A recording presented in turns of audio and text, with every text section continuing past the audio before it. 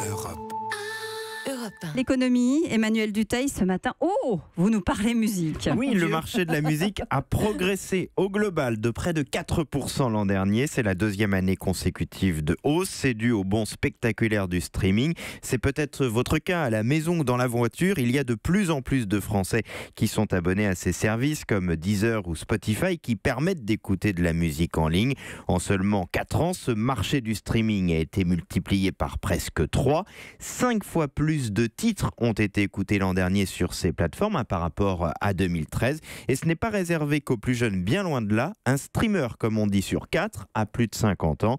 Aujourd'hui, on est presque à égalité en termes de chiffre d'affaires entre les ventes dans les magasins et ce qui se passe sur Internet. Dites-moi, est-ce que ça permet d'effacer les années de crise du marché de la musique ? Pas encore, ça permet juste de retrouver un tout petit peu de couleur. Le fait que l'on achète plus de disques, de CD a été une catastrophe, imaginez.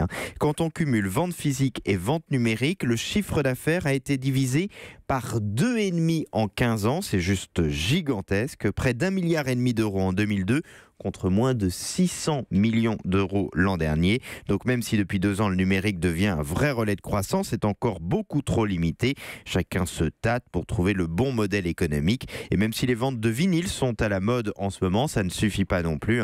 Les ventes ont beau avoir été multipliées par 4 là en 5 ans. Elles pèsent juste un peu plus de 10% de tout ce qui se vend chez les disquaires. Bon, Emmanuel, là vous nous faites, si je peux me permettre, un peu trop votre économiste. Vous n'allez pas vous en sortir sans nous faire écouter quelques morceaux de musique. Mais je vous connais bien, donc j'avais tout préparé, j'ai tout en stock et vous avez intérêt à être bon à la maison et ou ici en studio pour trouver les bonnes réponses. Si je vous fais écouter cela. Ed Sheeran. Eh bien, c'est le leader des ventes d'albums l'an dernier. Il est devant Soprano et Niska. L'artiste maintenant qui a été le plus acheté et écouté en streaming l'an dernier, c'est bien évidemment Johnny. Mais qui était derrière ? Jul. Ah, mais vous êtes trop forte.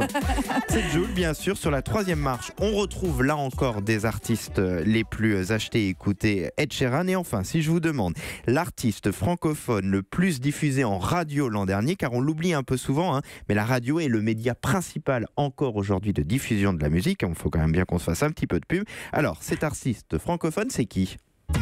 Un éléphant. Vianney. Voilà, j'ai relevé le défi, mais c'était très simple. Du côté des réponses. On le diffuse régulièrement, évidemment, dans Europe 1. Bonjour. Bon, vous voyez, c'est pas si dur la musique, Emmanuel. Ça s'est bien on a passé. un gros effort. Europe.